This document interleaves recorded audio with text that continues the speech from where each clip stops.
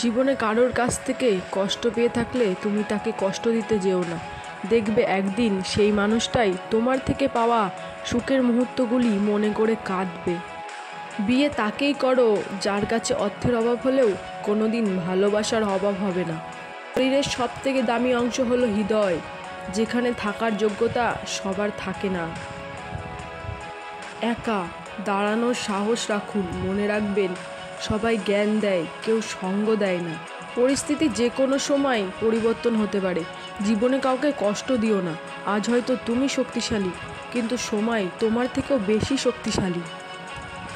দেখবেন কিছু মানুষ আপনাকে প্রচুর ভালোবাসবে, কিন্তু সেটা তাদের প্রয়োজনের সময়।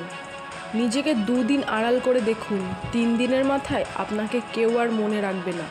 আসলে স্বার্থ ছাড়া কেউ কাছে আসে না। টাকা থাকলে মানুষ কেনা যায়, টাকা না থাকলে মানুষ চেনা যায়।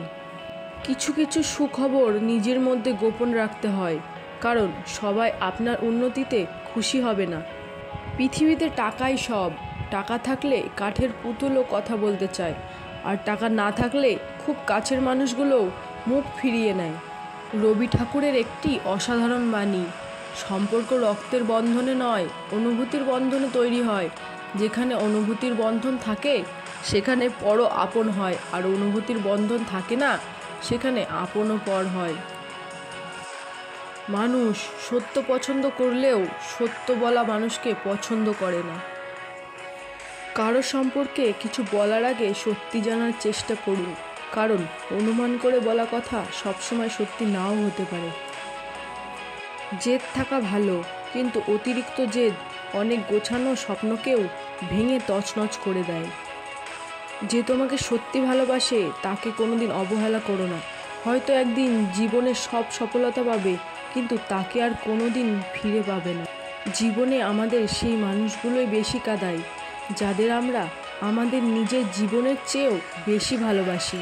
পৃথিবীতে সবচেয়ে অসহায় সে যে নিজের রাগ, অভিমান, কষ্ট কাউকে দেখাতে পারে না, একটু চিৎকার করে কাঁদতে পারে না, শুধু চোখের জল লুকিয়ে হাসে।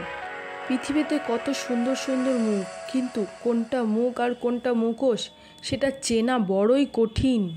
নিজের দোষ ঢাকতে যারা অন্যর ঘাড়ে দোষ চাপিয়ে দেয়, তাদের সাথে তর্ক করে কখনো জেতা যায় না, কারণ তারা প্রতিটি মিথ্যেকে যুক্তি দিয়ে সাজিয়ে ফেলে। অর্থশূন্য মানুষের জীবন হলো ফুটবলের মতো, সুযোগ পেলেই সবাই লাথি মারে। হেরে যাওয়া খারাপ নয়, কিন্তু পুনরায় আবার চেষ্টা না করা খুব খারাপ। অন্যর দুর্বলতা নিয়ে কখনো উপহাস করবেন না। মনে রাখবেন যে কোনো সময় আপনিও উপহাসের পাত্রে পরিণত হতে পারেন। জীবনটা ফানুসের মতো, সবাই উঠতে দেখে কিন্তু কেউ উঠতে দেখে না। আজকের দিনে ভদ্র মানে তুমি ভীতু, নিরীহ মানে তুমি দুর্বল, সৎ মানে তুমি বোকা, আর স্পষ্ট বক্তা মানে তুমি শত্রু।